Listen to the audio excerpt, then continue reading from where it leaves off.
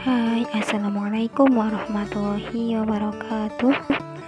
Perkenalkan, saya Maulida Inayatul Kausar dari jurusan Ilmu Al-Quran dan Tafsir akan menjelaskan tentang tren menghafal Al-Quran di abad 19 sampai 21. Sebenarnya, gerakan menghafal Indonesia sudah berjalan sejak lebih dari 100 tahun yang lalu.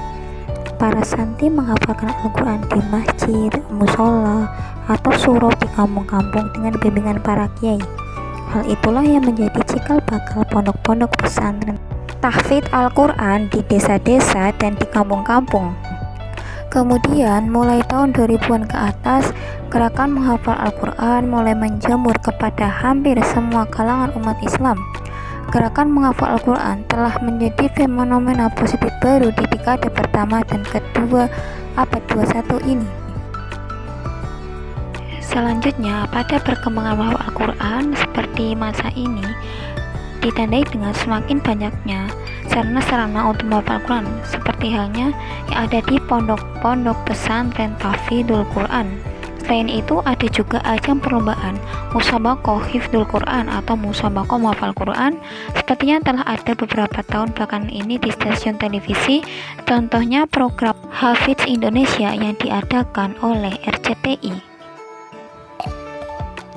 Tidak hanya itu, banyak juga perguruan tinggi di dalam negeri maupun di luar negeri yang memberikan peluang bagi para penghafal Al-Quran.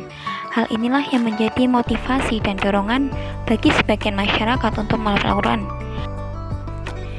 Dalam data statistik pendidikan Islam 2012-2013 mencatat jumlah lembaga pendidikan penyelenggara program tahfidz Al-Quran sebanyak 142.285 yang diikuti setidaknya oleh 8.469.500 santri.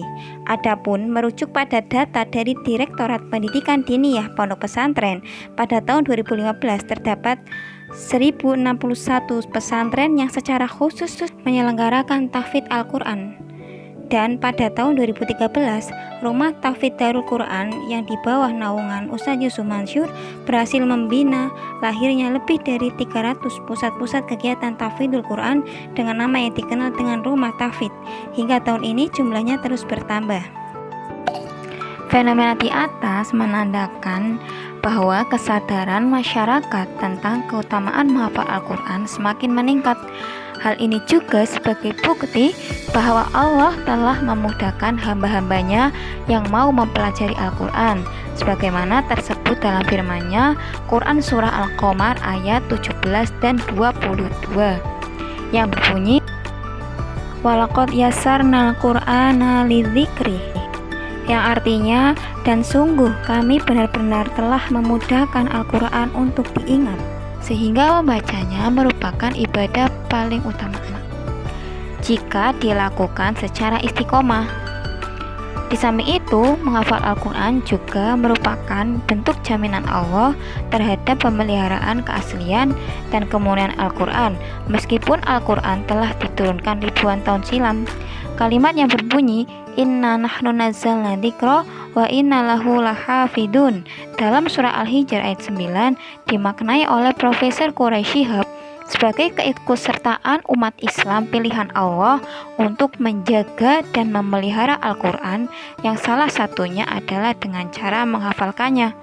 Bahkan para ulama sepakat bahwa hukum menghafal Al-Quran adalah fardu kifayah.